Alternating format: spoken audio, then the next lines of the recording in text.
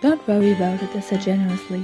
"We got all those tasty snacks in our bag that Mom definitely didn't buy from an overpriced supermarket." My stomach grumbled again and that uneasy feeling returned once more. But a question from Kai, "What have you been up to today?" distracted me before I could investigate the feeling any further. Dad threaded our car into Rodau's evening traffic, and soon we were out of town. I gave Kai a short summary of my online endeavors.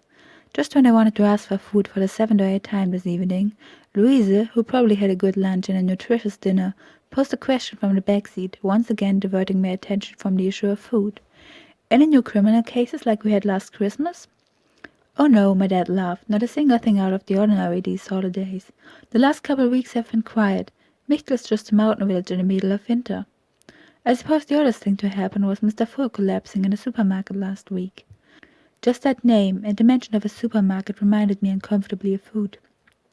Because I was currently the opposite of full, and we couldn't even get to a supermarket because my dad had spent his last money at a gas station.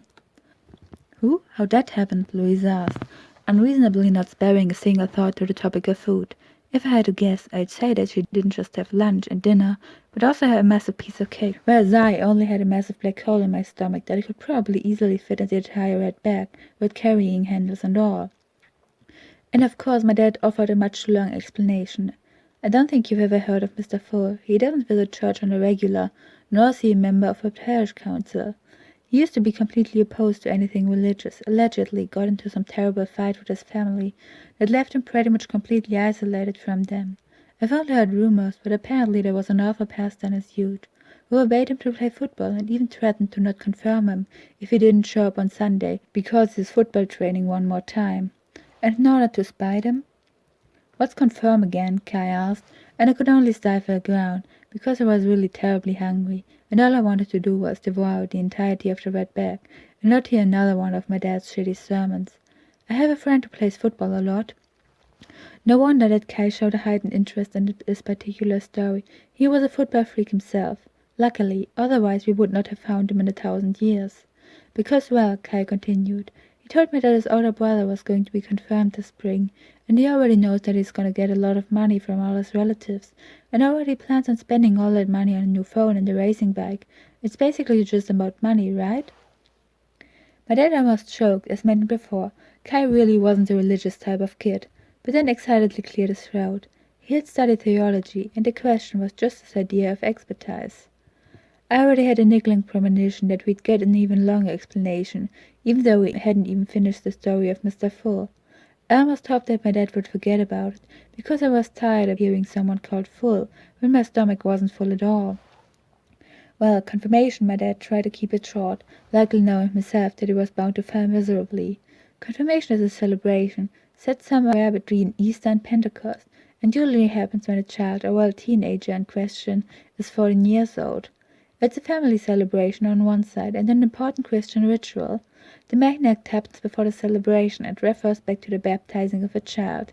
A lot of Christian children are baptized shortly after birth as a sign that they are accepted by God. And the confirmation at 14 is basically the same thing, only that this time around it happens voluntarily on the child's part, an affirmation of sorts that says, 'Yes, I agree with having been baptized as a baby, and will continue to live a life as a Christian from now on.'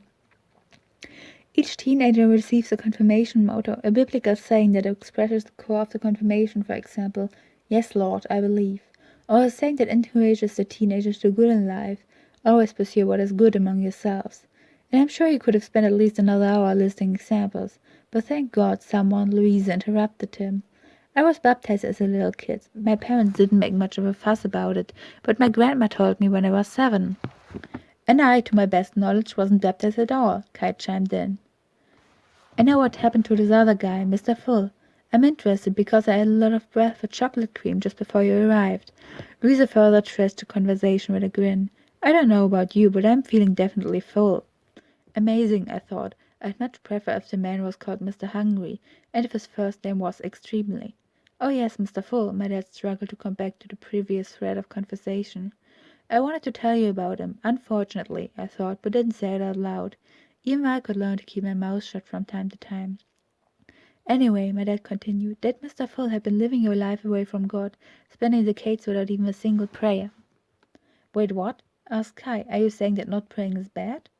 Well, I guess you could technically live without praying, my dad amended. On the other hand, Paulus warned, pray without ceasing. Obviously, that doesn't mean you have to spend your entire days on your knees praying, but that one should never cease praying for long enough to sever the connection to God. Anyways, that's exactly what Mr. Fowler used to do, until now. Just in January, maybe a week after you left, he suddenly came to the parsonage and asked if he could re-enter church. I told him that of course he could. The thing was just, to him re-entering church wasn't just a quick signing of a paper. For some reason he takes the whole matter extremely seriously.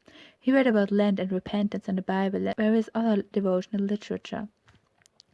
Now he's been doing just that for over a month. He barely eats anything, not because he wants to lose weight, but rather because he wants to redeem himself in the eyes of God, an apology for abstaining religion for the better part of his life. I told him that God actually prefers compassion over sacrifice, but he didn't listen.